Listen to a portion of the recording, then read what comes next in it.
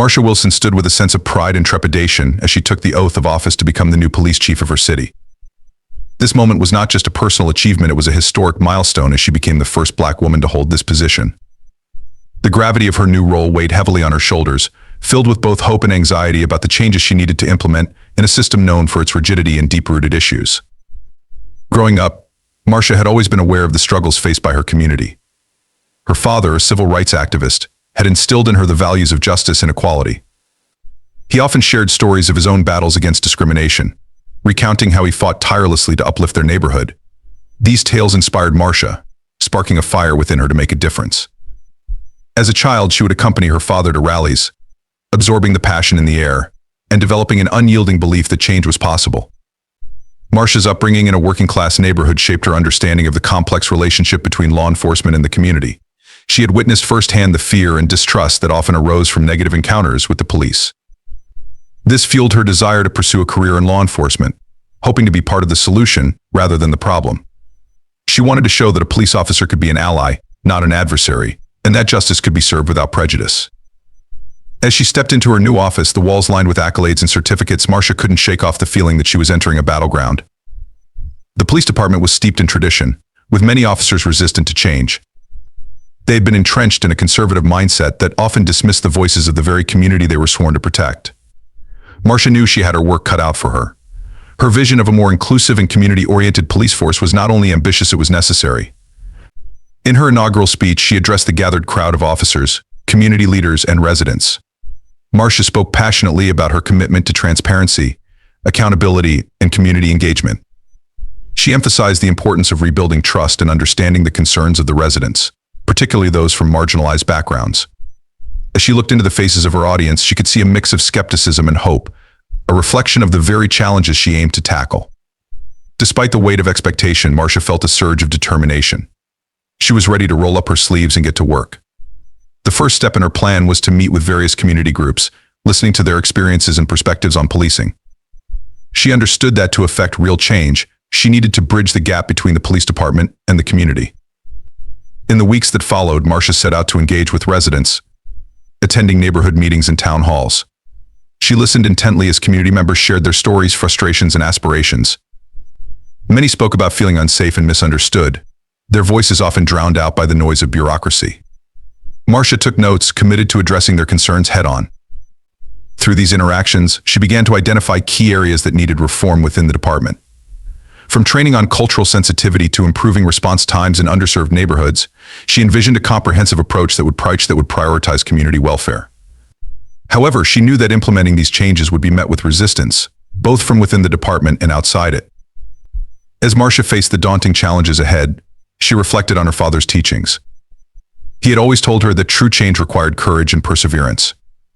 She carried this wisdom with her, knowing that while the road would be fraught with obstacles, she was not alone in this fight. With each step, she felt the support of her community and the legacy of those who had come before her, driving her forward. In this pivotal moment of her journey, Marsha Wilson stood not just as a leader but as a beacon of hope, ready to challenge the status quo and forge a new path for justice and equality in her city. Marsha's childhood was a tapestry woven with experiences that shaped her understanding of justice and her commitment to social change. Growing up in a working-class neighborhood, she was surrounded by a vibrant community of families who, like hers, were striving for a better life. The streets were filled with laughter and hope, but they also echoed with the realities of systemic inequality and social injustice. Her father, a civil rights activist, was a constant presence in her life. He was a man of unwavering principles, often rallying the community to stand against injustices. Marsha remembered the countless evenings spent listening to his stories, tales of courage and resilience in the face of adversity. He taught her that fighting for justice was not just a choice, it was a responsibility. His dedication inspired her to become a champion for change, instilling in her the belief that she could make a difference, no matter how daunting the obstacles. As a child, Marsha was often taken to community meetings and rallies. These gatherings were filled with passionate discussions about rights and equality, and she soaked in every word. It was during these formative years that she began to notice the stark contrast within her community. While some families thrived, others struggled against the tide of discrimination and marginalization. She witnessed firsthand the pain of her neighbors who faced harassment and profiling by law enforcement. These experiences left an indelible mark on her, fueling her desire to pursue a career in policing, where she could help create a more just society. School was another significant part of Marsha's upbringing. She excelled academically, often finding solace in books that spoke of heroes who fought against oppression. Her favorite stories were those of individuals who stood up to injustice, defying the odds to pave the way for future generations. These characters became her role models, teaching her the importance of resilience and the power of perseverance. Despite her academic success, Marsha was not immune to the biases that plagued her community. She faced discrimination from peers who couldn't see beyond the color of her skin. These experiences were painful, yet they only strengthened her resolve to fight against prejudice. She learned to channel her anger into action, becoming involved in school clubs that promoted diversity and inclusion. She organized events that celebrated different cultures, believing that understanding was the first step toward unity. As Marsha approached her high school graduation, she began to seriously consider a career in law enforcement. She knew it would be a challenging path, especially as a black woman in a field historically dominated by white males. However, her father's words echoed in her mind: change comes from within. You have to be the voice for those who can't speak up for themselves. Inspired by his teachings, she decided to pursue her dream, determined to prove that she could be a force for good within the system. Marsha enrolled in a criminal justice program at a local college, eager to gain the knowledge and skills needed to effect change. Her time at college opened her eyes to the complexities of the justice system. She engaged in discussions about systemic racism, policing strategies, and community relations. Marsha was passionate about learning how to bridge the gap between law enforcement and the communities they served. Throughout her college years, Marsha continued to draw strength from her father's activism. She joined student organizations focused on social justice, participating in campaigns that aimed to raise awareness about issues affecting marginalized communities. Her voice became louder, advocating for reforms that would create a more equitable society. She was recognized for her leadership and commitment to change, earning scholarships and awards that highlighted her dedication to justice. As graduation approached, Marsha felt a mix of excitement and apprehension. She was ready to step into the world as a police officer, but she knew the challenges ahead would be formidable. Would she be accepted in a male-dominated field? Would her colleagues support her vision for reform? Despite her uncertainties, Marsha remained resolute. She believed in her mission and was prepared to face whatever obstacles lay ahead. With her diploma in hand and her father's unwavering support, Marsha took the first step into her future, embarking on a journey that would not only define her career but also impact the lives of countless individuals in her community. The foundation had been laid. Now it was time for Marsha Wilson to rise and make her mark in the world of law enforcement. Entering the police academy was a moment filled with both excitement and trepidation for Marsha Wilson. As she stood at the entrance, she felt a surge of determination coursing through her veins. This was her chance to prove herself, not just to her peers and instructors, but to the community she had longed to serve. However, she was acutely aware that she was stepping into a world where she would face skepticism and prejudice at every turn. The academy was a challenging environment, designed to push recruits to their limits. Marsha excelled in physical training and academics, often outperforming her peers. But her successes were frequently overshadowed by the whispers that followed her. Male recruits often dismissed her abilities, questioning whether she truly belonged in such a demanding role. Comments like "you're only here to fill a quota" stung, but Marsha learned to brush them off. She channeled her anger into her training, using it as motivation to work even harder. One of her instructors, Sergeant Thompson, was particularly tough on her. He was a seasoned officer with a no-nonsense attitude and had little patience for what he considered distractions. When Marsha was assigned to a group of recruits for a firearms training exercise, she found herself struggling to earn his respect. The other recruits, most of whom were male, often laughed off her attempts to prove herself, reinforcing her resolve to show them she was as capable as anyone. The first few weeks were a blur of rigorous training, late-night study sessions, and moments of self-doubt. Each day, Marsha faced the dual challenge of mastering the skills needed to be a police officer, while combating the gender and racial biases that plagued her journey. She quickly learned that it wasn't just about physical strength. Mental fortitude was equally vital. She immersed herself in the academy's teachings, absorbing everything she could about community policing, de-escalation techniques, and the legal aspects of law enforcement. As Marsha progressed through the academy, she also began to forge friendships with some of her fellow recruits. Among them was Jessica, a strong-willed woman with a background in social work who understood the complexities of community dynamics. Jessica became a close confidante for Marsha, providing support and encouragement. They often studied together, sharing insights and strategies on how to navigate the challenges they faced as women in a male-dominated environment. During one particularly intense training day, Marsha and her peers participated in a scenario-based exercise where they had to respond to a domestic violence call. The exercise was designed to test their communication skills and ability to diffuse tense situations. Marsha took the lead, Using the strategy she had learned to connect with the simulated victims and de-escalate the conflict, her performance earned her praise from the instructors, including Sergeant Thompson, who begrudgingly acknowledged her skills. However, the applause was fleeting. Marcia still faced daily microaggressions from some of her classmates. They would mock her attempts to engage in discussions about community relations or question her commitment to the job. Each dismissal chipped away at her confidence, but Marcia refused to let them see her falter. She reminded herself of her mission to bring change to a broken system and serve her community with integrity. As the weeks turned into months, Marcia's resilience began to pay off. She graduated from the academy with honors, earning the respect of many who had doubted her. On graduation day, she stood proudly in her uniform, her heart swelling with pride as she listened to the keynote speaker's address about the importance of diversity in law enforcement. Marcia knew that her journey was just beginning, but this milestone was a testament to her hard work and determination. With her badge pinned on her chest, Marcia stepped into her first assignment as a patrol officer. She was assigned to a precinct that served a diverse community, and she felt a renewed sense of purpose. This was her opportunity to put her training into practice and connect with the residents she had longed to serve. However, the reality of being on the streets was far more challenging than she had anticipated. Marcia quickly realized that while she had the skills, the work environment was fraught with its own set of complications. The tension between the police and the community was palpable, and she often found herself caught in the crossfire. Many residents viewed officers with suspicion, their trust eroded by years of negative interactions. Despite the challenges, Marcia remained committed to her role. She approached every interaction with empathy and a willingness to listen. She made it a point to introduce herself to community members, attending local events and meetings to foster relationships. Some residents were initially hesitant, but Marcia's genuine desire to connect gradually opened doors. As she navigated the complexities of her new role, Marcia began to understand the systemic issues that fueled the rift between law enforcement and the community. She saw firsthand the impact of poverty, lack of access to resources, and the deep-rooted biases that affected perceptions of safety and justice. With each encounter, her resolve to effect change only grew stronger.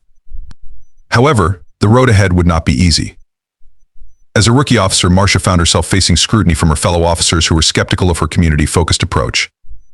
She often felt isolated, unsure if she would be able to break through the barriers that separated her from her colleagues. But in her heart, she knew that she was on the right path. With her father's teachings as her guiding light, she remained determined to stand up for justice, equality, and the community she loved.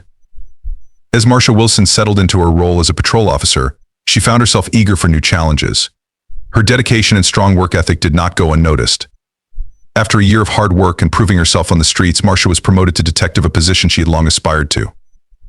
This promotion represented not just a personal achievement, but also a step towards her vision of reforming the police force from within. Her first assignment as a detective was to investigate a string of burglaries in a neighborhood known for its high crime rates. While Marcia was excited about the opportunity, she also felt the weight of expectations. She was determined to make a positive impact and prove that she could navigate the complexities of a more demanding role. However, she soon discovered that being a detective came with its own set of challenges. Marcia quickly realized that the detective unit was rife with an old-school mentality. Many of her colleagues were seasoned officers who were resistant to change and skeptical of her ability to lead investigations. Some viewed her promotion as a result of affirmative action rather than merit, and she often felt the need to constantly prove herself to gain their respect. During her first case, Marcia teamed up with Detective Mark Jensen, a veteran investigator known for his sharp instincts but also his abrasive demeanor. From the outset, it was clear that he was not particularly fond of having a rookie partner, especially one who was breaking barriers. His initial treatment of her was dismissive, undermining her efforts to contribute to the investigation. "Just stick to the basics, Wilson. Let me handle the heavy lifting," Jensen said one morning as they reviewed the case files in the precinct. Marcia felt her frustration bubble beneath the surface, but she remained calm. "I'm here to learn, but I'm also capable of handling my part," she replied, determined to assert her competence. As they delved deeper into the investigation, Marcia's instincts began to shine. She focused on building relationships with the community members affected by the burglaries. Unlike her partner, she understood the importance of community input in solving cases. She organized a series of informal meetings with residents, encouraging them to share any information that might help with the investigation. Through her efforts, Marcia gained insights that were crucial to the case. A local shop owner mentioned a suspicious vehicle seen near the crime scenes, and a resident shared details about a person acting strangely in the neighborhood. Armed with this information, Marcia worked tirelessly, piecing together the clues that would lead them closer to identifying the suspects. However, Jensen's approach remained traditional and often dismissive of community involvement. When Marcia suggested they follow up on the leads from the residents, he shrugged her off, insisting they should rely on tried and true methods. This tension between them grew, with Marcia feeling increasingly isolated in her desire to approach the case holistically. Despite the challenges posed by her partner, Marcia remained resolute in her belief that community engagement was key to effective policing. Her instincts paid off when they managed to locate the suspects based on the information gathered from residents. They set up a sting operation, and with Marcia's keen eye for detail, they successfully apprehended the burglars. The successful resolution of the case brought Marcia recognition from her superiors and a glimmer of respect from some of her colleagues. Jensen, however, remained resistant to acknowledging her contributions. While he begrudgingly admitted that she had played a vital role, he still insisted on taking most of the credit. This only fueled Marcia's determination to assert her place in the unit and prove that a new way of policing was not just necessary but effective. As time went on, Marcia continued to face challenges from within the department.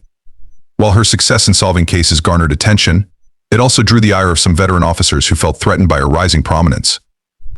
They began to question her decisions, looking for flaws in her methods and undermining her authority at every opportunity. One day, during a precinct meeting, a senior officer openly criticized Marcia's approach.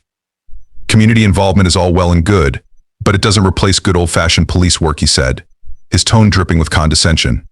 The room fell silent, and Marcia felt her heart race. "I believe it's about finding a balance," she replied firmly. "Engaging the community helps us build trust and gather critical information. It's not an either-or situation." The tension in the room was palpable, and while Marcia felt the weight of scrutiny, she stood her ground. She knew that pushing for change would be an uphill battle, but she was willing to fight for what she believed in. Over the following months, Marcia continued to demonstrate her commitment to community policing. She initiated programs that involved local youth, inviting them to participate in ride-alongs and offering mentorship opportunities. She believed that by fostering positive relationships, they could cultivate a new generation of trust between law enforcement and the community. As she gained support from some community members, Marcia also found allies within the department. A few officers began to see the value of her approach, recognizing that engagement led to more effective policing. Slowly, she began to build a network of colleagues who shared her vision for reform. Yet, the resistance from some veteran officers remained a constant challenge. As Marcia rose through the ranks, she encountered pushback at every turn. The pressure mounted as she took on more complex cases, and the stakes grew higher. With each new challenge, Marcia felt the burden of her position weighing heavily on her shoulders. One evening, after a particularly grueling day, Marcia returned home exhausted. She sat on her couch, reflecting on the day's events, filled with both frustration and determination. She was reminded of her father's unwavering spirit, the way he fought for justice against all odds. With his memory in her heart, she vowed to continue pushing for change, knowing that her journey was just beginning. Marcia Wilson was no longer just a rookie officer, she was becoming a force to be reckoned with. The road ahead would be long and fraught with challenges, but she was prepared to face whatever came her way. With each case solved and each relationship built, she was laying the groundwork for a brighter future, not just for herself, but for her entire community. As Marcia Wilson settled into her role as a detective, the realities of her environment became increasingly clear. Her dedication to community policing was noble, but the realities of racial tensions in her city posed a formidable challenge. With each passing day, she faced the stark divide between law enforcement and the very community she was striving to protect. The weight of that responsibility pressed heavily on her shoulders. Marcia's first major case involved a series of violent incidents in a neighborhood that had long been plagued by crime and neglect. The tension was palpable, especially after a police-involved shooting sparked protests across the city. The community was on edge, filled with anger and distrust toward the police. Marcia knew that this case would not only require her investigative skills, but also her ability to navigate the deep-rooted emotions and suspicions that characterized the relationship between the police and the community. Determined to approach the case with sensitivity, Marcia organized a series of community meetings, inviting residents to share their concerns and experiences. She understood that listening was as important as taking action. At the first meeting, held in the local community center, she stood before a room full of weary faces. "I know that trust has been broken, and it will take time to rebuild," she began, her voice steady but empathetic. "I'm here to listen to your concerns and work together to find solutions. We cannot do this without your input." As she spoke, Marcia could feel the skepticism in the room. Some residents expressed their frustrations loudly, recounting their experiences of being profiled or mistreated by officers in the past. Others questioned her motives, wondering if her efforts were genuine or merely a facade to appease the community. Despite the hostility, Marcia remained calm and engaged. She took notes, asked clarifying questions, and validated their feelings. As the evening progressed, the atmosphere slowly began to shift. One resident, an elderly woman named Mrs. Johnson, stood up and spoke about her late husband, a civil rights activist who had fought for justice in the very same neighborhood decades earlier. Her story resonated with many in the room, and Marcia saw a glimmer of connection forming. After the meeting, Marcia felt a renewed sense of purpose. While there was still a long way to go, she realized that these conversations were vital to mending the fractured relationship between the police and the community. However, she also knew that her position within the department was tenuous, and her colleagues weren't always supportive of her methods. Back at the precinct, some officers criticized her for focusing too much on community outreach rather than cracking down on crime. They believed that law enforcement should be about authority, not dialogue. One afternoon, during a debriefing about their ongoing investigation, a senior officer, Detective Mason, openly challenged Marcia's approach. "Do you really think talking to these people is going to change anything?" he scoffed. "They don't trust us, and we don't have time to play nice. We need to show them who's in charge."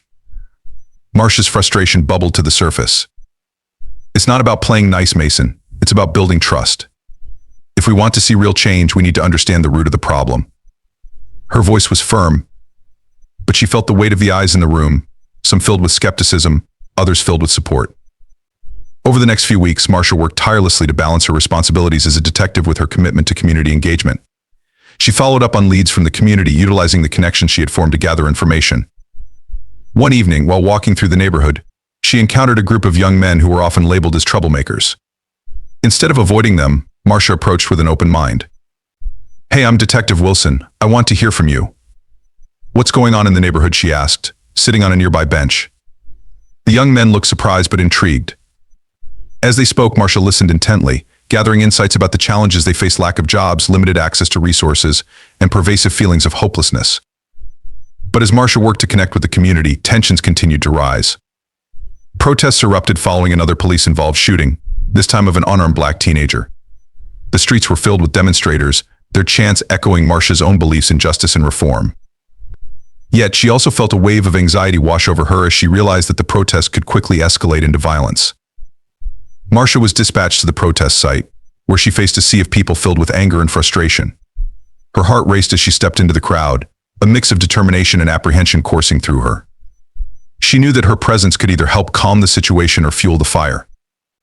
As she approached the front lines, Marcia made a conscious decision to engage with the protesters. "I'm here to listen," she shouted over the din. "I want to understand your concerns." To her surprise, some protesters recognized her from the community meetings. They began to voice their frustrations and demands for accountability. Marcia listened, her heart aching for the pain and anger that filled the air. Yet she also felt the urgency to bridge the gap between the police and the community, knowing that her actions could make a difference. With her voice steady, she attempted to address the crowd. "I understand that you're hurt and angry, and rightfully so. I want to assure you that I am committed to working with you to create change. We can't do this without your support." The crowd began to quiet down, some protesters nodding in acknowledgement. Marcia felt a moment of hope as she realized the power of connection. But that hope was short-lived as tensions flared again. The police chief ordered a line of officers to disperse the crowd, and chaos erupted. Marcia found herself torn between her duty as an officer and her commitment to the community. She stepped forward, trying to mediate between the police and protesters.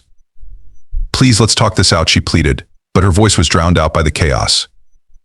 In the midst of the turmoil, she witnessed a fellow officer push a protester. The sight made her stomach churn, and she knew she had to intervene. "Stop. This isn't the way," she shouted, rushing to stand between the officer and the protester. Her intervention drew attention, and for a brief moment, the chaos halted. The officer looked taken aback, and the protesters froze. Marcia's heart raced as she realized she was placing herself in the line of fire both literally and metaphorically. She was risking her career, but in that moment she knew she had to choose humanity over protocol. "Let's talk, let's not escalate this," she implored, her voice steady and commanding. Slowly the tension began to dissipate, and the crowd's anger turned to cautious curiosity. After a tense standoff, the police eventually retreated, and the protesters began to disperse. Marcia felt both relief and exhaustion wash over her. The incident had underscored the deep divisions that existed within the community and the police force. It was a reminder of the uphill battle she faced in her quest for reform. In the aftermath of the protest, Marcia received mixed reactions from her colleagues. Some praised her bravery, while others condemned her for stepping out of line. The scrutiny intensified, and she began to feel the pressure of being a trailblazer in an institution resistant to change. Marcia knew she was walking a fine line, but she was undeterred. The fight for justice and reform was far from over. As she reflected on the events of the past weeks, she felt more determined than ever to bridge the gap between law enforcement and the community she served. With every challenge she faced, Marcia was becoming a voice for change, one that echoed the cries of a community yearning for justice and understanding. With her promotion to detective, Marcia Wilson had not only taken on new responsibilities but also a heightened level of scrutiny. The delicate balance between being a trailblazer for change and managing the expectations of her superiors weighed heavily on her. Now, as she took on the role of a leader, she realized that her challenges would only multiply. Marcia's first major test as a leader came soon after the chaotic protest. The police chief summoned her to a meeting with high-ranking officials to discuss the department's response to the recent unrest. The atmosphere in the room was tense, filled with an air of defensiveness. The chief, a staunch traditionalist, was intent on maintaining control over the narrative. "Detective Wilson, your presence at the protest raised some eyebrows," the chief stated, his tone clipped. "We need to ensure that our officers are seen as authority figures, not as individuals who engage in dialogue with protesters. We can't afford to lose respect." Marcia felt a fire ignite within her but maintained her composure. "Respect is earned, not demanded, Chief. Engaging with the community can help build that respect," she replied, aware that she was treading on thin ice. The room erupted into murmurs, and Marcia could sense the skepticism radiating from her colleagues. She knew that advocating for community policing in a conservative environment would be a long and arduous journey. In the days that followed, Marcia faced pushback not only from her superiors but also from some of her colleagues. Rumors swirled around the precinct, painting her as a troublemaker who was more concerned with politics than with policing. Despite the obstacles, she was determined to stay true to her principles. As part of her commitment to reform, Marcia initiated a series of workshops aimed at educating officers about community engagement and de-escalation tactics. She envisioned a department where every officer understood the importance of empathy and communication in their interactions with the public. However, she encountered resistance from veteran officers who believed that such training was unnecessary. "This isn't a therapy session, Wilson. We're here to enforce the law, not to hold hands," Detective Mason scoffed during a planning meeting. Marcia took a deep breath, reminding herself of her purpose. Enforcing the law doesn't have to mean being antagonistic. We need to build trust to effectively do our jobs. That starts with understanding the communities we serve. Despite the challenges, Marcia pressed on, gathering support from a few forward-thinking officers who recognized the value of her approach. They worked together to develop training sessions that combined traditional policing strategies with modern techniques focused on communication and community involvement. As the workshops progressed, Marcia noticed a shift in the room. Some officers began to engage in discussions, sharing their experiences and acknowledging the need for change. She could see the potential for growth and collaboration, and it invigorated her spirit. But not everyone was on board. A faction of veteran officers remained resistant, openly questioning Marcia's motives and challenging her authority. One afternoon, after a particularly contentious training session, Detective Mason confronted her in the hallway. "This is all just a game to you, isn't it? You think you can change things overnight, but you're delusional," he spat, crossing his arms defiantly. Marcia met his gaze, her determination unwavering. "I'm not trying to change everything at once, Mason. I'm trying to build a foundation for something better for all of us. The community deserves better, and so do we." The hostility she faced was disheartening, but Marcia was committed to her vision. She spent her evening strategizing ways to win over her skeptics. She organized community events where officers could interact with residents in a non-confrontational setting, allowing both sides to see each other as human beings rather than adversaries. At one such event, Marcia invited families to a picnic at a local park. The atmosphere was relaxed, filled with laughter and games. As officers mingled with residents, Marcia saw walls beginning to crumble. Children played with officers, and community members shared stories of their experiences with police, both good and bad. In one corner of the park, Marcia noticed Detective Mason standing off to the side, observing the interactions with a frown. She decided to approach him. "What do you think?" she asked, trying to gauge his perspective. "It's all a bit idealistic," he replied, still guarded. "You really think a few barbecues are going to fix years of distrust?" Marcia took a moment to collect her thoughts. "It's a start, Mason. Trust isn't built overnight, but it begins with connection. We have to show the community that we're not just here to police them, we're here to support them." To her surprise, Mason paused and considered her words. "Maybe you're right. I just don't want to see you get hurt. This job can be brutal. Marcia appreciated his honesty, and in that moment she saw a flicker of understanding. I know it can be tough, but I believe it's worth it. We're all in this together, and we need each other to succeed. Over the following months, the community engagement efforts began to pay off. Residents started to see officers in a different light, and Marcia's approach gained traction among some of her colleagues. While the road was still rocky, she felt a renewed sense of hope. But as Marcia continued to push for reform, she was also mindful of the ever-present challenges. Racial tensions simmered beneath the surface, and incidents continued to arise that tested her resolve. One particularly tense night, Marcia was called to the scene of a shooting that had taken place in a predominantly black neighborhood. As she arrived, she was met with a chaotic scene. Families were gathered, some in tears, while others shouted in anger. The atmosphere was thick with frustration and fear. Marcia quickly assessed the situation, her instincts kicking in. She immediately sought out community leaders who could help her understand the situation better. In the midst of the chaos, she spotted Mrs. Johnson from the earlier community meeting. "Mrs. Johnson, can you help me?" Marcia asked, her voice steady. "I need to know what's happening so we can address the community's concerns." Mrs. Johnson nodded, her expression grave. "They're scared, Detective. They feel like they're under siege. They need to know that we're not just here to enforce the law, we're here to protect them." Marcia's heart ached at the weight of responsibility. "Let's work together to calm this down. If we can bring in some trusted voices from the community, it might help," she suggested. With Mrs. Johnson's help, Marcia began to build a dialogue with the community. She addressed their fears head-on, assuring them that the police were committed to finding the truth and holding those responsible accountable. The night was long, filled with discussions, tears, and moments of connection. As dawn broke, Marcia felt the exhaustion wash over her, but she also felt a sense of accomplishment. While the road to change was fraught with challenges, she knew that her efforts were making a difference both within the department and in the community. With each passing day, Marcia Wilson was solidifying her role as a leader who understood that true strength came from compassion, dialogue, and a commitment to justice. The journey ahead would be long and arduous, but she was ready to face whatever came next, fueled by the hope of a brighter future for her community and the belief that change was possible. The weight of leadership often felt like an anvil resting on Marcia Wilson's shoulders, but nothing could prepare her for the crisis that lay ahead. It began with a phone call late one evening, shattering the quiet in her apartment. The voice on the other end was frantic, barely coherent. "Chief Wilson, there's been a shooting." A young black man, unarmed. "It's bad. You need to get down here now," the officer said, urgency lacing every word. Marcia's heart raced as she slipped into her uniform, the adrenaline coursing through her veins. She understood the gravity of the situation. This wasn't just another call, it was a potential flashpoint for unrest in a community already strained by distrust towards law enforcement.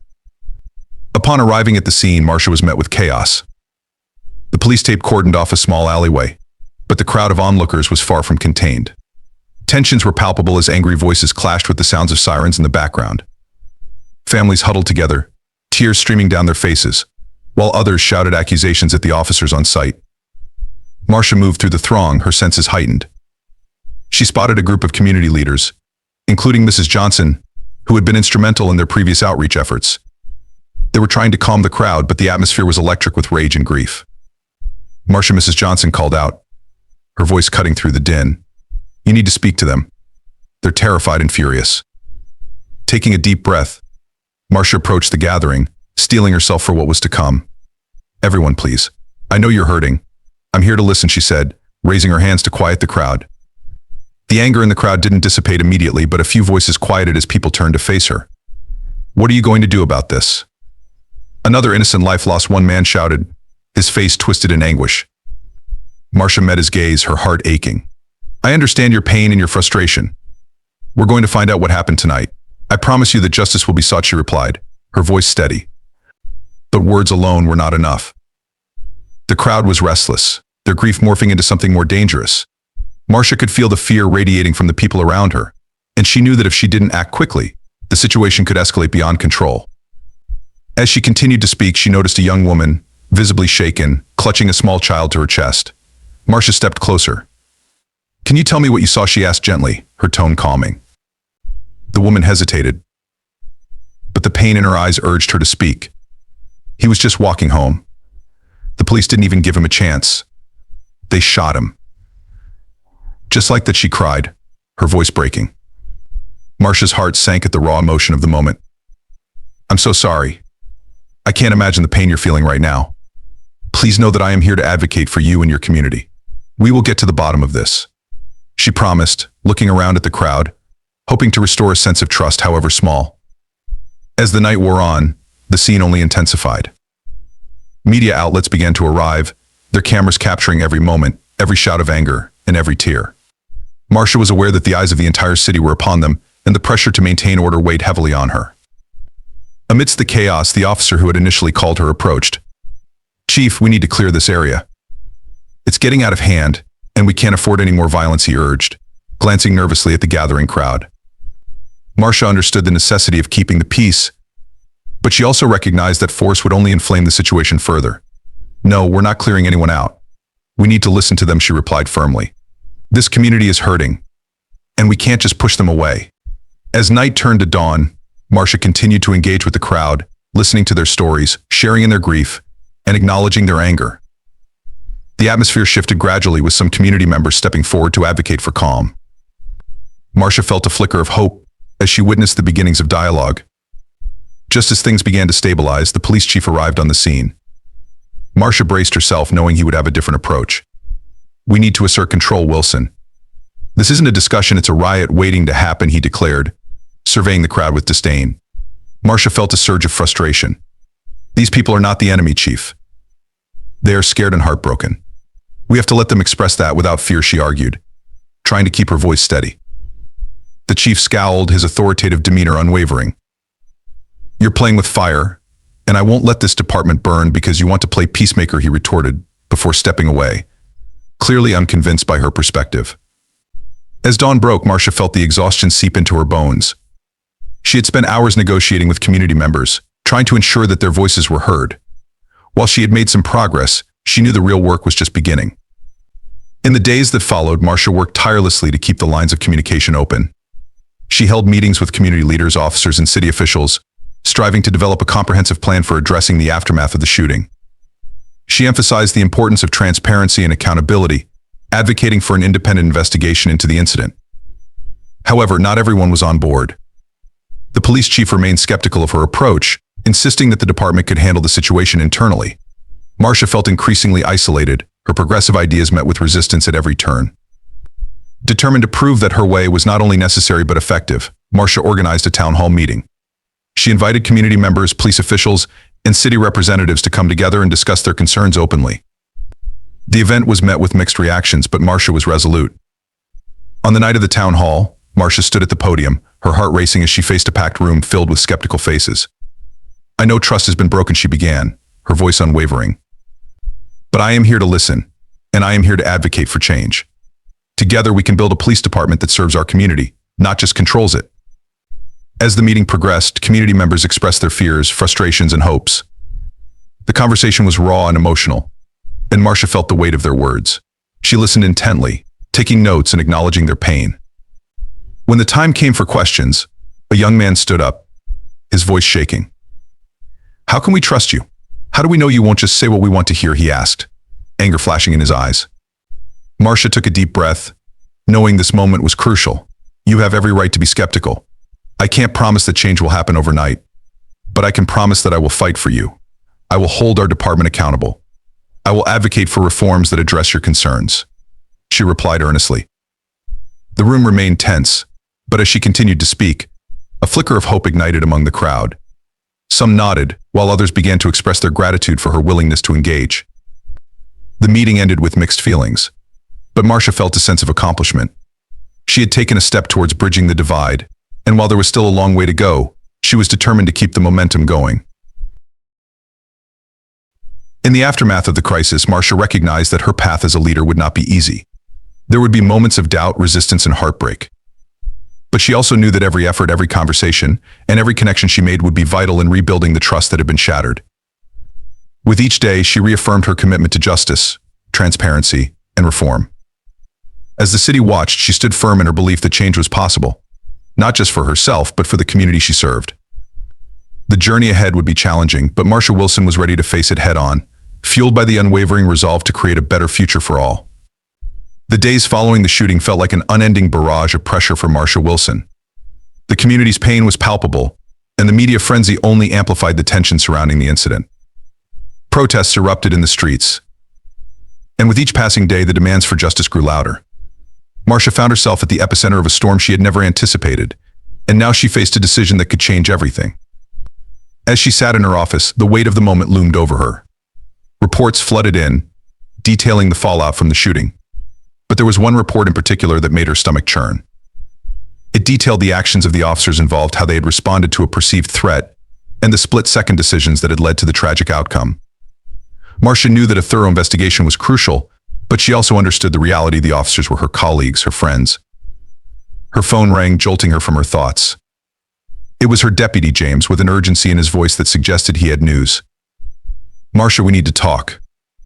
The media is pressing for answers, and the community is demanding accountability.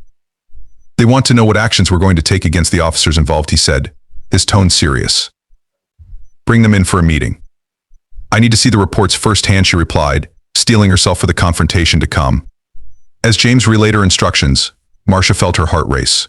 The implications of this meeting were vast, and she knew that whatever decision she made would have far-reaching consequences. A part of her wanted to protect her officers, to stand by them as they navigated this crisis together, but another part of her screamed for justice. When the officers arrived, the atmosphere in the room was tense. They were visibly shaken, and Marcia could see the fear etched in their expressions. They had been thrust into the spotlight, and now their fates rested in her hands. "Thank you for coming," Marcia began, her voice steady. "I know this is a difficult time for all of you, and I appreciate your willingness to discuss the events that transpired." The lead officer, Mark, looked at her with a mixture of concern and defiance. "We did what we thought was necessary, Chief. We were responding to a threat," he stated, his voice firm.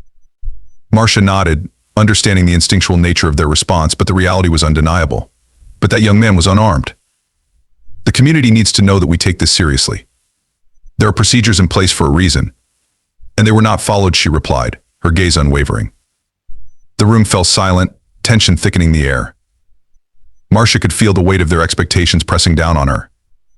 They were looking to her for guidance, but she knew that whatever decision she made would lead to further division either among her officers or within the community.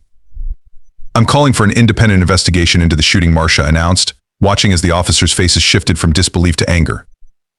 "This isn't about placing blame, it's about accountability. We need to show the community that we are willing to hold ourselves to the same standards we expect from them." Mark's jaw tightened, and he leaned forward in his chair. "You can't be serious, Chief. You're throwing us under the bus. This is going to destroy our department's reputation," he exclaimed, his frustration boiling over. Marcia's heart ached at his words, but she knew that integrity was paramount. "If we don't address this now, we risk losing the trust of the community forever." "I won't let that happen," she countered, her voice resolute. The conversation continued, each officer weighing in with their thoughts, fears, and objections.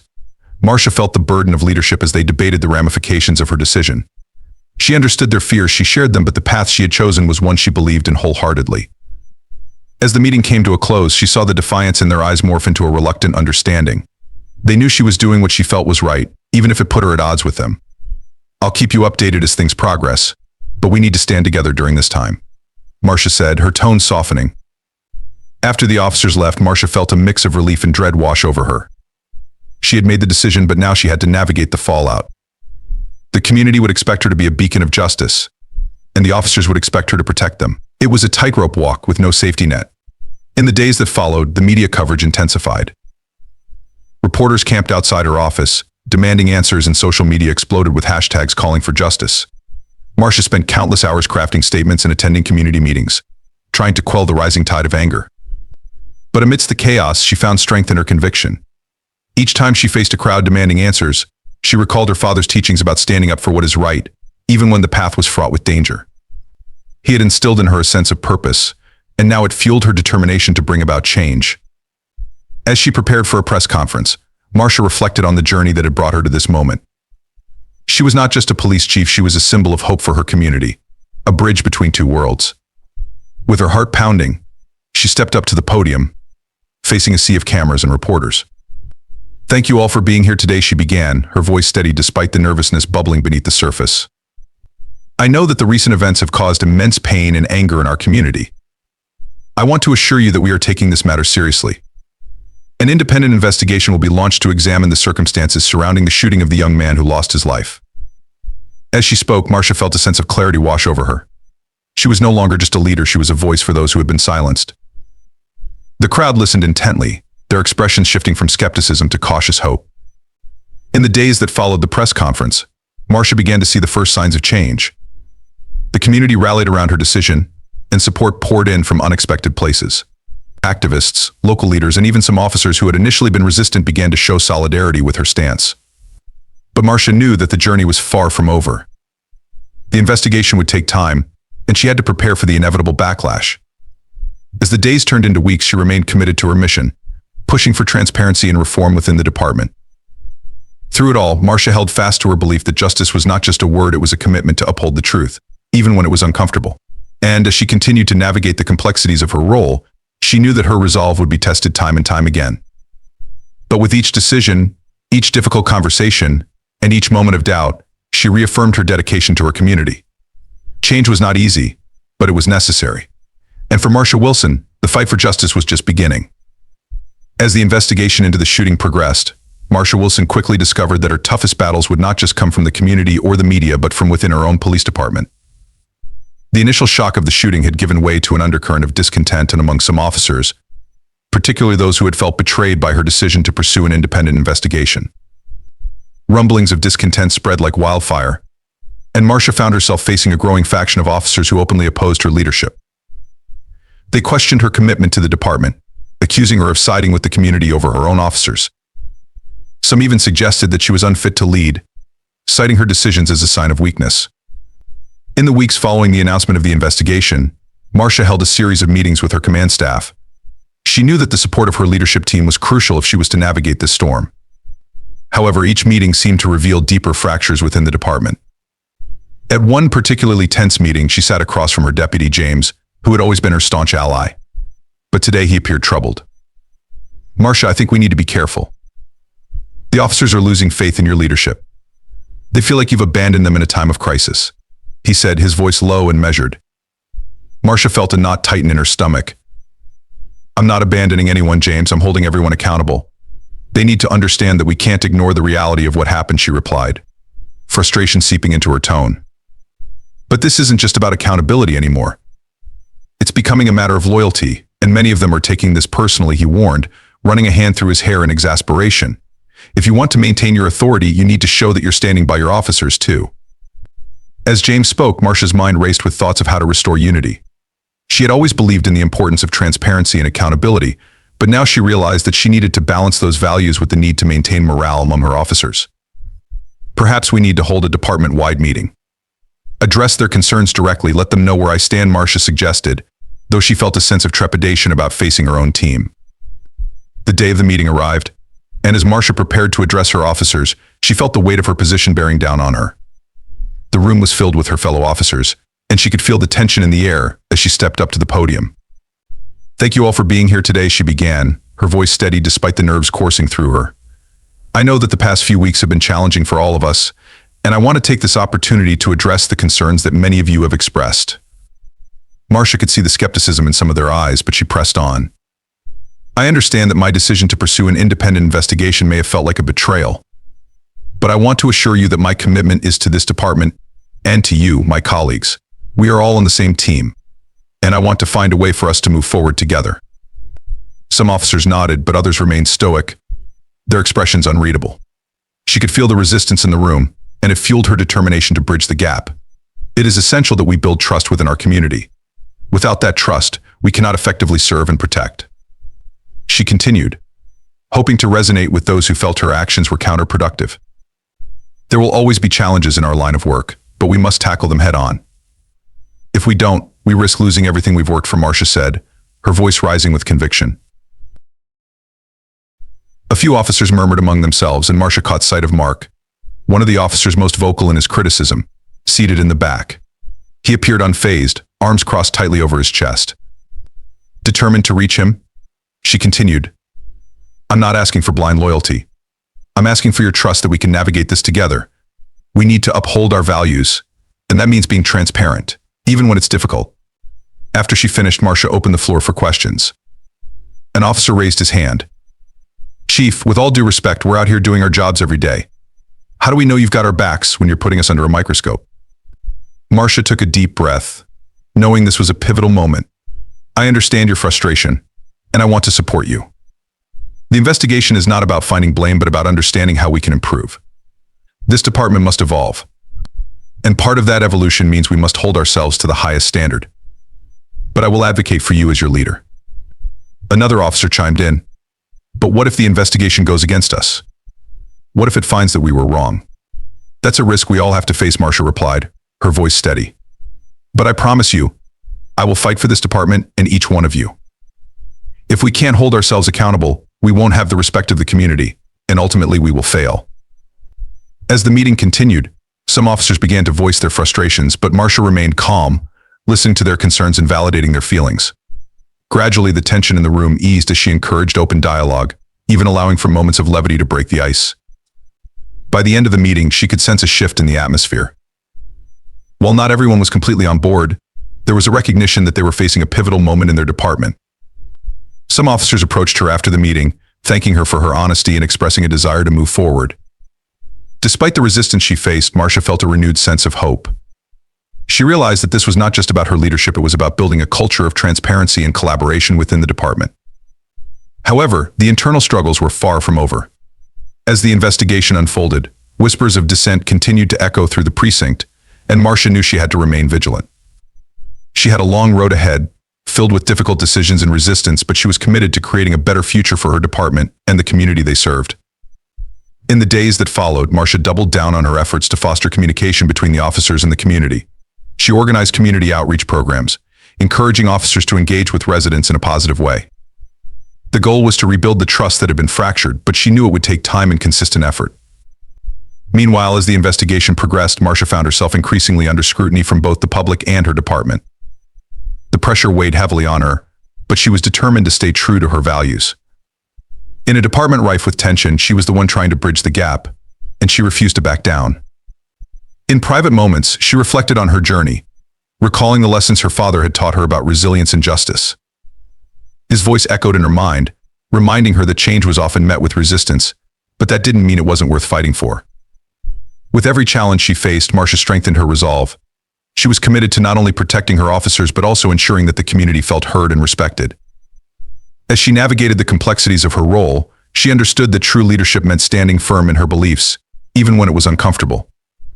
As the investigation continued and tensions simmered, Marcia remained steadfast, knowing that the road ahead would be challenging, but she was determined to lead with integrity, fostering a sense of unity within her department and a commitment to justice for the community.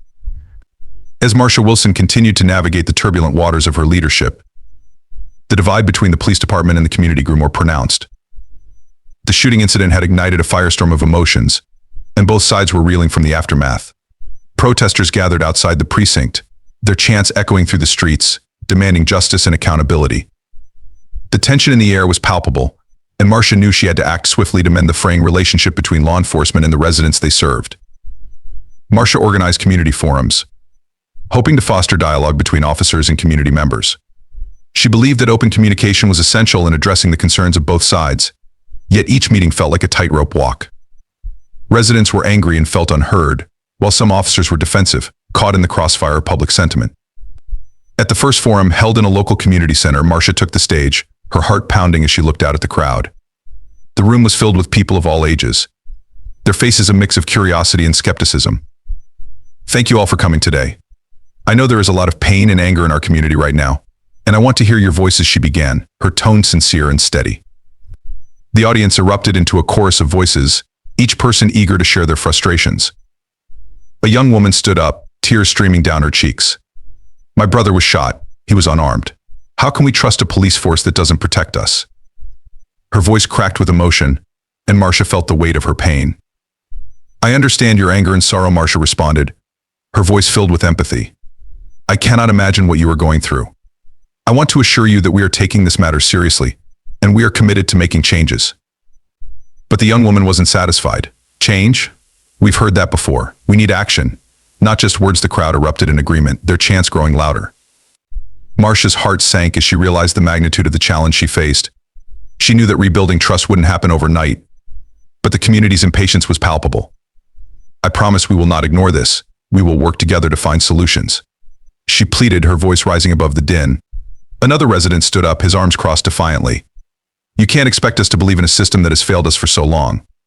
What guarantees can you give us?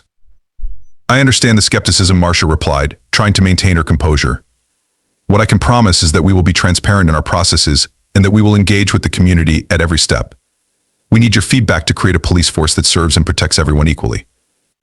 As the forum continued, the conversations ebbed and flowed between hope and anger.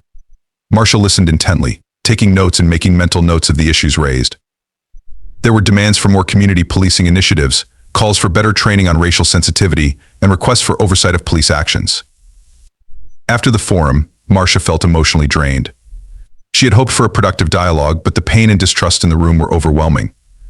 Despite the challenges, she was determined to continue these conversations, knowing that they were a critical step toward healing. In the weeks that followed, Marcia worked tirelessly to implement some of the suggestions from the forums. She established a community advisory board made up of residents and officers, tasked with reviewing policies and practices within the department. The goal was to create a platform for ongoing dialogue and to ensure that the community had a voice in shaping policing practices. However, not everyone in the department was supportive of these changes. Some officers were resistant, feeling that Marcia was compromising their authority. Whispers of dissent continued to circulate, and Marcia felt the pressure mounting from both sides. During one particularly tense meeting with her command staff, Marcia faced heated criticism from several officers. Chief, with all due respect, you're letting the community dictate our policies. This is a police department, not a community forum. One officer exclaimed, his voice laced with frustration. Marcia held her ground. Our policies should reflect the needs of the community we serve. If we want to build trust, we have to listen to their concerns. This isn't about losing authority, it's about earning respect. But as the conversation escalated, Marcia realized that some officers were unwilling to accept her vision for the future. She left the meeting feeling disheartened, uncertain about how to bridge the growing divide within her own ranks. Despite the internal resistance, Marcia continued to engage with the community. She attended local events, met with neighborhood leaders, and listened to the stories of those affected by the recent violence. Each conversation reinforced her belief in the importance of community policing and the need for change within the department. However, her efforts were not without setbacks. One evening, while attending a community meeting, Marcia was confronted by a group of activists who were critical of the police department's handling of the shooting. You say you want to listen, but all we see is more of the same. When will you take real action? One activist demanded, their voice full of frustration. Marcia took a deep breath, knowing that she had to stand firm in her commitment. I understand your concerns, and I want to assure you that I am here to listen and learn. I can't change everything overnight, but I am committed to doing the work necessary to rebuild trust, she replied, her tone calm yet resolute. Despite the tensions, Marcia's commitment to dialogue and reform began to resonate with some community members. Over time, she noticed a shift in the atmosphere. Small groups started to form, comprised of residents and officers working together to address issues like crime prevention and community safety. As the weeks turned into months, Marcia reflected on the progress they had made. While the road ahead was still fraught with challenges, she felt a sense of hope. She was determined to keep pushing for change, both within the department and in the community. However, Marcia knew that healing would take time. The wounds of the past ran deep, and the scars of mistrust would not easily fade. But with every conversation and every step toward collaboration, she believed they were moving in the right direction. In her heart, Marcia knew that true change would require perseverance and dedication. She was ready to face whatever challenges lay ahead, knowing that the future of the community and the police department depended on their ability to come together as allies in the fight for justice and equality. As Marcia Wilson settled into her role as the chief of police, she found herself increasingly drawn to the memories of her childhood and the lessons her father had instilled in her. The struggles he faced as a civil rights activist loomed large in her mind, shaping her understanding of justice and the importance of fighting against oppression. In moments of solitude, she would reflect on his words, allowing them to guide her through the challenges she faced. One rainy afternoon, as she stared out of her office window, Marcia's thoughts drifted back to her father. She recalled the long nights he spent organizing marches and advocating for equal rights. She remembered the fervor in his voice when he spoke about the need for change and the responsibility that came with it. Justice isn't just a word, Marcia, he had told her. It's a fight we must all engage in. Never forget that. Now, as the chief of police, Marcia felt the weight of that responsibility more than ever. The events surrounding the recent shooting had shaken her community to its core, and she knew that she had to embody the change her father had fought for. The lessons of her childhood echoed in her heart the importance of listening, the necessity of empathy, and the courage to confront uncomfortable truths. That evening, Marcia found herself in her living room, surrounded by photographs of her family. One picture stood out: her father, standing proudly at a civil rights rally, his eyes ablaze with passion. She picked it up, tracing her fingers over the frame, remembering the stories he had shared with her about the struggles and victories of their community. It was in those stories that she found her inspiration, fueling her desire to bring about meaningful change. With renewed determination, Marcia began to draft a speech for an upcoming community event. She wanted to honor her father's legacy while also addressing the current issues facing her department and the community. As she wrote, her heart raced with the urgency of her mission. On the day of the event, the atmosphere was electric. Community members gathered in a local park, their expressions a mix of hope and skepticism.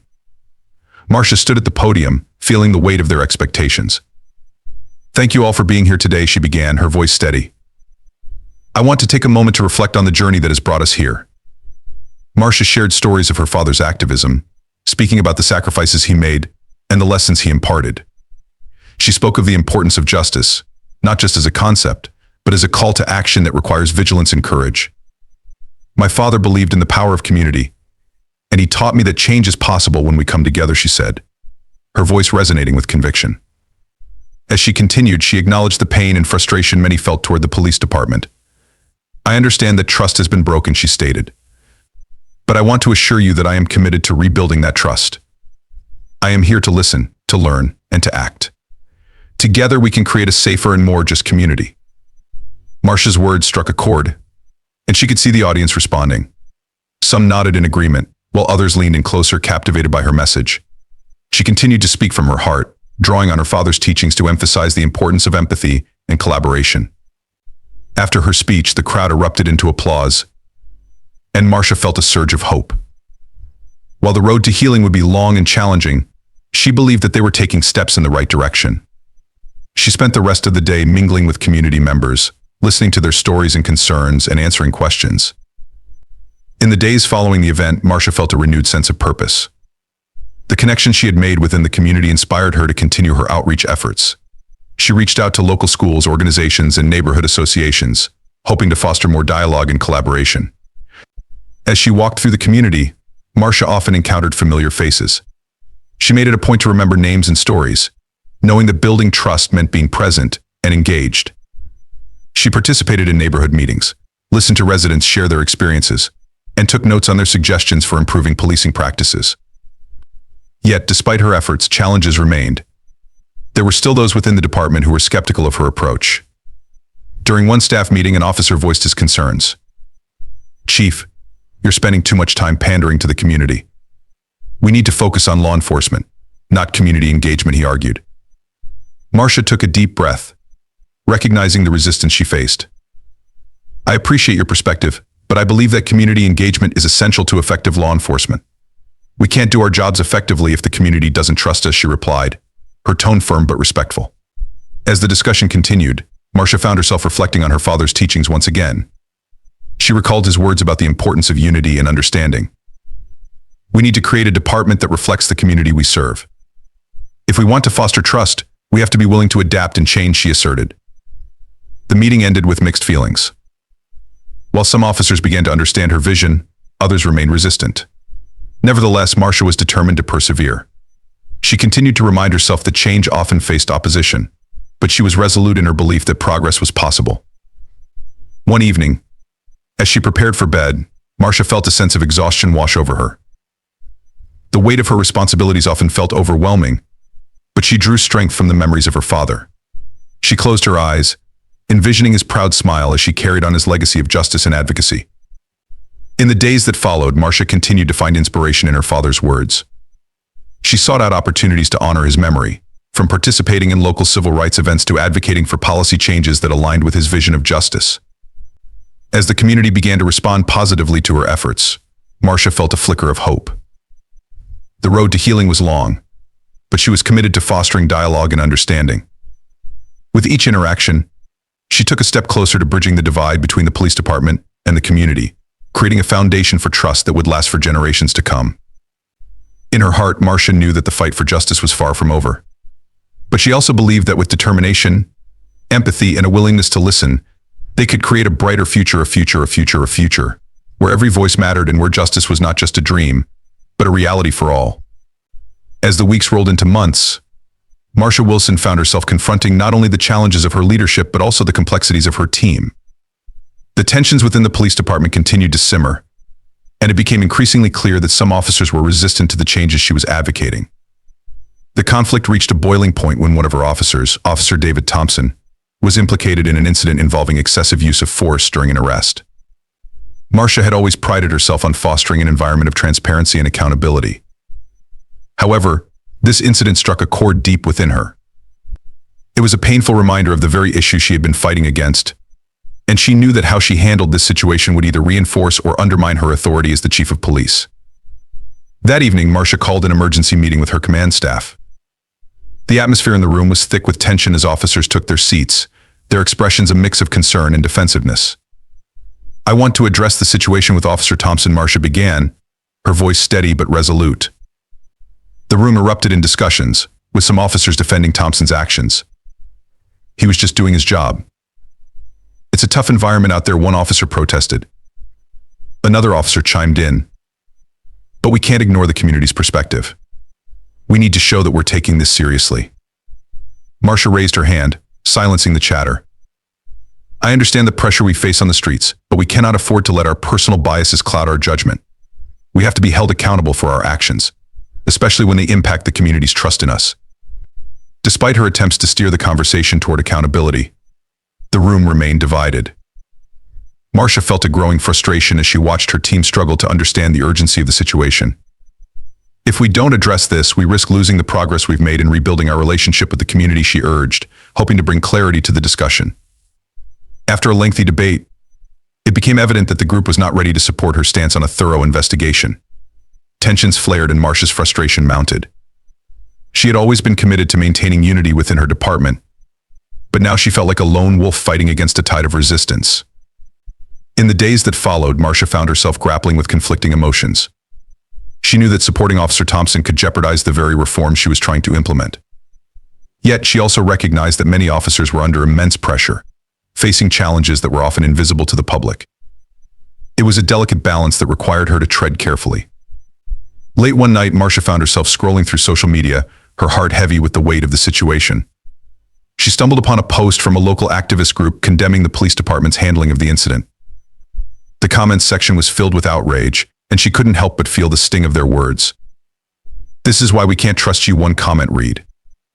The anger and frustration of the community were palpable, and Marsha felt it deep in her bones. She knew she had to act swiftly, but she also needed to manage the internal conflict brewing within her department. The next day, she scheduled a meeting with Officer Thompson to discuss the incident and gauge his perspective. When they met, Marsha was struck by Thompson's demeanor. He appeared defensive, his arms crossed tightly across his chest as he sat in her office. "Chief, I don't see what the big deal is.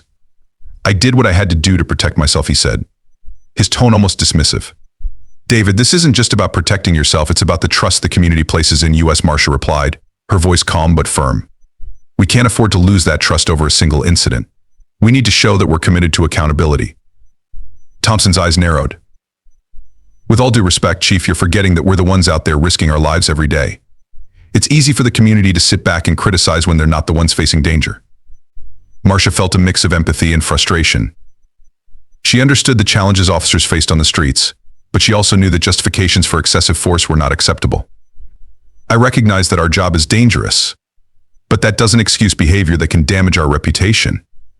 We need to hold ourselves to a higher standard," she insisted. The conversation quickly escalated, with Thompson arguing that her reforms were making the department vulnerable. "You're trying to appease the community at the expense of our safety. We can't be weak," he shouted, his frustration boiling over. Marsha took a deep breath, striving to remain composed. "David, this isn't about being weak, it's about being responsible and accountable. We can be strong without resorting to violence. The community deserves to know that we're committed to their safety and trust."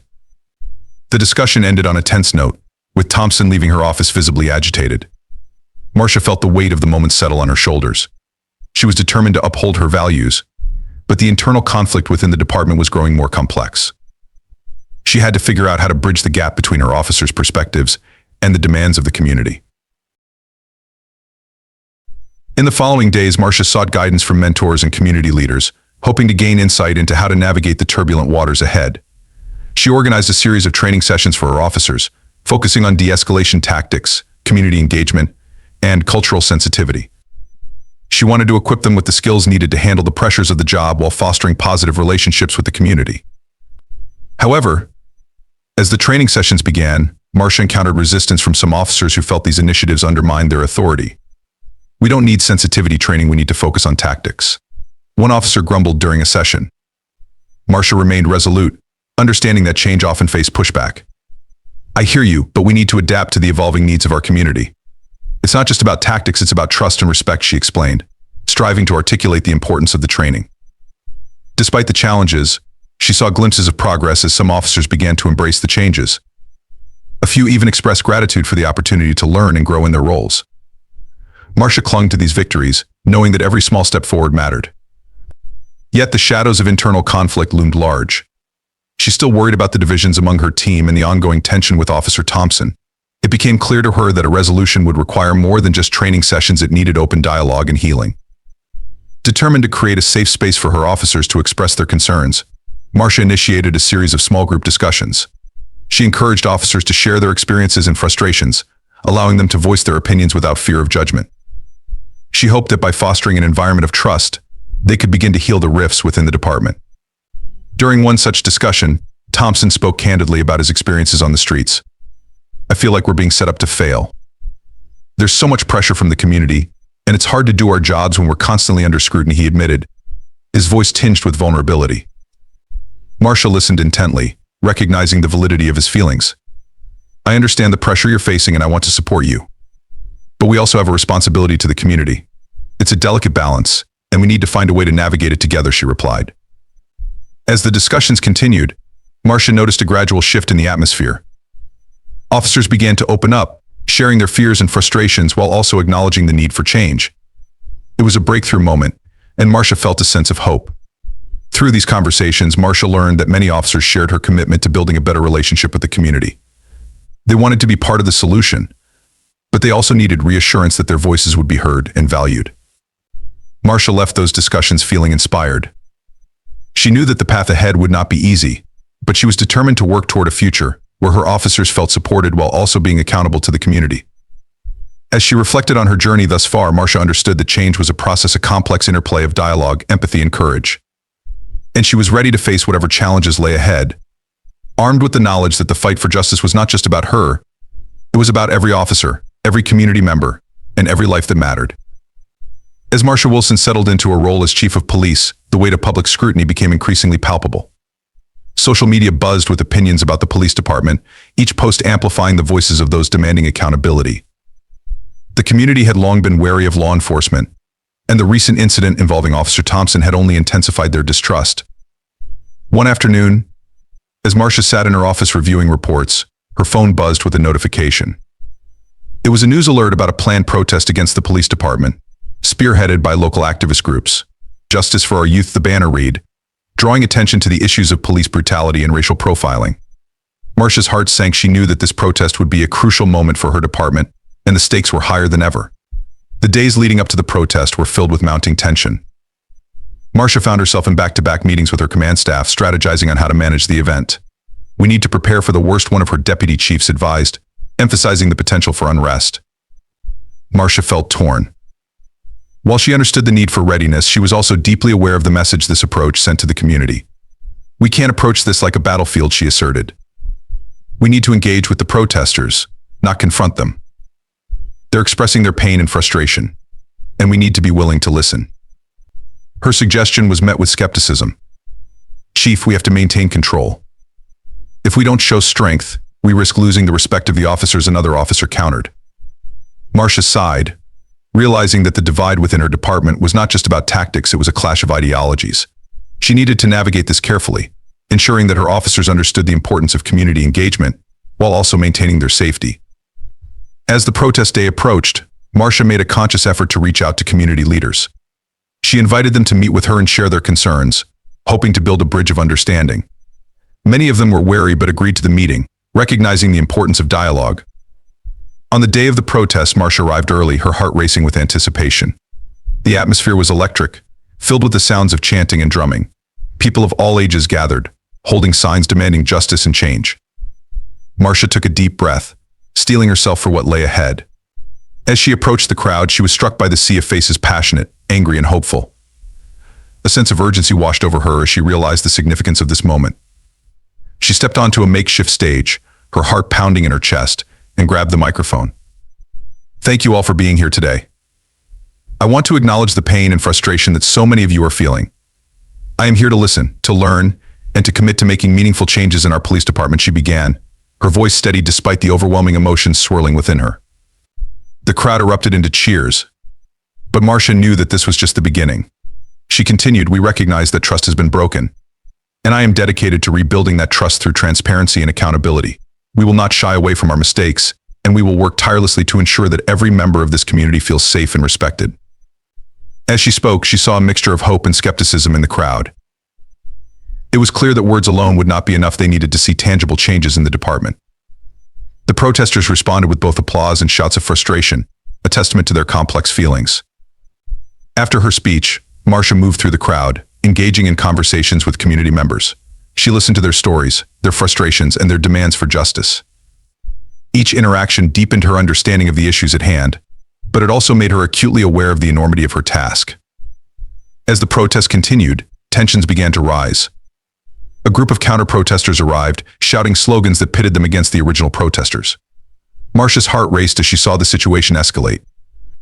The atmosphere shifted from hopeful to charged, and she knew that she had to act quickly to prevent violence. She moved toward the front lines, her command staff flanking her. We need to create a barrier between the two groups, she instructed, her voice firm.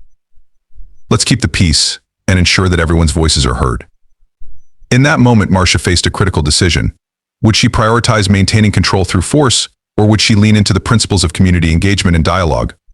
Her instincts told her to opt for the latter, to uphold the values she had been advocating for. Listen, everyone, she called out, her voice cutting through the chaos. We're all here to express our beliefs. Let's respect each other's right to protest peacefully.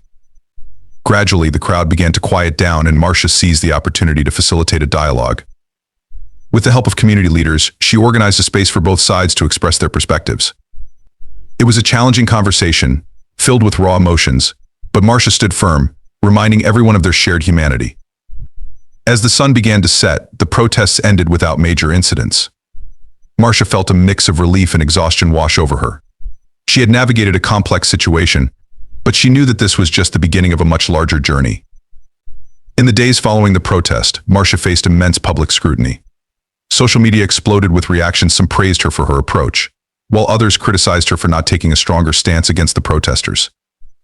The pressure was overwhelming, and she felt the weight of every opinion pressing down on her. She spent countless hours responding to community feedback, addressing concerns, and engaging in discussions about the path forward. Despite the exhaustion, Marcia remained committed to fostering an environment of transparency and collaboration. However, the backlash from certain factions within the department grew louder. Some officers expressed frustration at what they perceived as a lack of support during the protest. We can't look weak, one officer insisted during a department meeting. If we keep appeasing the community, we're going to lose our authority. Marcia felt the tension in the room, a palpable divide between those who supported her vision and those who resisted change. This isn't about weakness, it's about rebuilding trust, she replied, her voice steady. We can't operate in a vacuum. Our success depends on the community's support and belief in us. The discussions were often heated, and Marcia struggled to maintain unity among her officers. The internal conflict weighed heavily on her, as she sought to balance the demands of her department with the expectations of the community. As public pressure mounted, Marcia realized that she had to take decisive action to address the divisions within the department. She organized a series of workshops focused on team building and communication, encouraging officers to share their concerns and work collaboratively towards solutions. The workshops were met with mixed reactions. Some officers embraced the opportunity to voice their frustrations, while others remained skeptical. Marcia felt the challenge of bridging the gap between those who wanted change and those who resisted it. Through it all, she remained committed to her vision of a police department that prioritized community engagement and accountability. She understood that meaningful change required time, patience, and a willingness to confront difficult conversations. As Marcia continued her efforts to navigate public pressure, she drew strength from the voices of the community. Their passion and determination inspired her to keep pushing forward. knowing that the fight for justice was not just her own, it was a collective struggle for a better future. In the aftermath of the protests, the pressure on Marsha Wilson intensified. The eyes of the community remained fixed on her, and whispers of discontent echoed through the police department.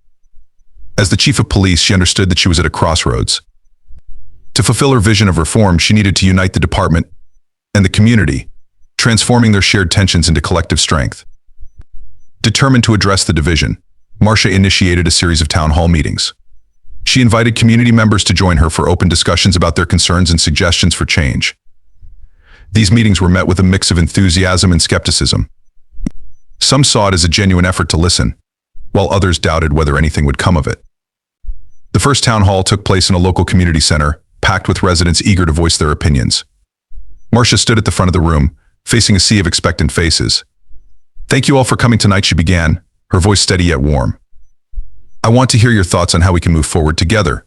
Your voices matter, and I am here to listen." The atmosphere was electric, charged with emotion and anticipation. Community members took turns expressing their grievances, stories of racial profiling, experiences with excessive force, and the feeling of being targeted by law enforcement. Marsha listened intently, jotting down notes and nodding as people shared their experiences. As the night wore on, a few community leaders rose to speak. One woman, an outspoken activist named Sarah, stood up and addressed the room. "We've been told before that our concerns are heard, but actions speak louder than words," she said, her voice firm. "We need to see real change, not just lip service." Marsha met her gaze, recognizing the gravity of Sarah's words. "I understand the distrust that exists," she replied earnestly. "I'm committed to not just hearing your concerns, but to acting on them. Together, we can create a department that reflects the values of our community." The meeting continued, with residents voicing their opinions and suggestions. Some proposed the formation of a community advisory board to foster ongoing dialogue between the police and community members. Others suggested additional training for officers on cultural sensitivity and de-escalation techniques. As the discussions unfolded, Marsha felt a sense of hope. These conversations marked a turning point, a chance to bridge the gap between the police and the community. She made it clear that she would take their suggestions seriously and work towards implementing them. In the weeks that followed, Marsha dedicated herself to making the town hall meetings a regular occurrence. She also set up small working groups focused on specific issues raised by the community, such as police accountability and community engagement. Officers and residents alike were invited to participate, fostering collaboration and transparency. One day, during a working group meeting focused on police training, Marsha was struck by an idea. "What if we brought community members into the training session?" she suggested to her team. "We can learn from each other's experiences and perspectives." Her proposal was met with both excitement and skepticism. Some officers were hesitant, fearing that community members might disrupt the training. However, others recognized the potential for meaningful dialogue.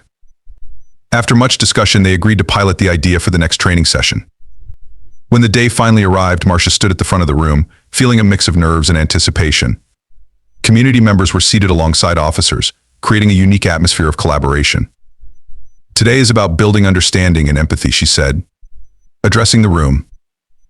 "Let's share our stories and learn from each other." As the training unfolded, it became evident that the presence of community members transformed the atmosphere. Officers listened intently as residents shared their experiences with policing, stories of fear, misunderstanding, and hope for change. The dialogue was at times raw and emotional, but it laid the groundwork for building trust. One officer named Alex raised his hand during a discussion. "I've never thought about it this way," he admitted. "Hearing your experiences makes me realize how our actions can impact people's lives. I want to do better." The community members nodded, grateful for his openness. This exchange created a ripple effect, encouraging others to share their thoughts and feelings.